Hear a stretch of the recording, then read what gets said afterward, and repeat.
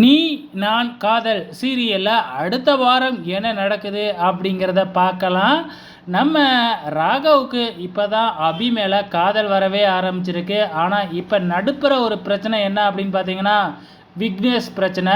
இப்போ தான் ஒரு வழியாக முரளியோட பிரச்சனை இன்னும் முழுசாக முடியல. அது வந்து பார்த்திங்கன்னா ரொம்ப நாள் வரப்போகுது.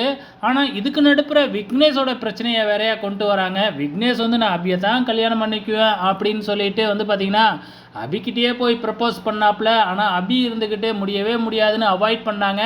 ஆனால் இப்போ என்னடான்னா நம்ம பாட்டி மூலியமாக வந்து பார்த்திங்கன்னா வீட்டுக்கே பொண்ணு கேட்டு பேரண்ட்ஸோடு வந்துடுறாப்புல. இப்போ நம்ம பாட்டியும் ராகவை வேறையாக கூப்பிட்டுக்கிட்டே அங்கே போகிறாங்க இல்லையா. ஸோ இப்போ அபியால் வந்து அவங்க ஃபேமிலி முன்னாடி வந்து எதுவுமே கருத்து சொல்ல முடியாது. இப்போ அபிக்கு ஒரு நல்ல வரனாக வந்திருக்கு அப்படின்னா அபியோட அப்பா என்னென்ன சொல்லுவாங்க, சரின்னு தான் சொல்லுவாங்க. ஏற்கனவே முரளி விட்டுட்டு போயிட்டாப்புல. நம்மளுக்கு உடம்பு வந்து இப்படி மோசமாக இருக்குது, நம்ம போகிறதுக்குள்ளே எப்படியாச்சும் நம்ம பொண்ணுக்கு ஒரு கல்யாணத்தை பண்ணி வச்சிடணும் அப்படின்னு தான் அபியோட அப்பாவும் நினச்சிக்கிட்டு இருக்கிறாங்க. இந்த சூழ்நிலையில் தான் இப்படி ஒரு சம்மந்தம் வந்தால் விடுவாங்களா, எங்களுக்கு பரிபூர்ண சம்மதம் அப்படின்னு வேறையா சொல்லிடுறாங்க. ஸோ இப்போ நம்ம அபியோட அப்பாவே ஓகே சொல்லிட்டாங்க. இதில் இன்னொரு ஆள் ரொம்ப டென்ஷனாக இருக்கிறது நம்ம ராகவ் தான். ஸோ என்ன நடக்க போகுது அப்படிங்கிறது தான் தெரியல. எப்படியா இருந்தாலும் நம்ம ராகவுக்கும் அபிக்கும் தான் கல்யாணம் நடக்க போகுது. ஆனால் நடுப்புற என்னென்ன பிரச்சனைலாம் வரப்போகுது அப்படிங்கிறத பொறுத்திருந்து பார்க்கலாம்.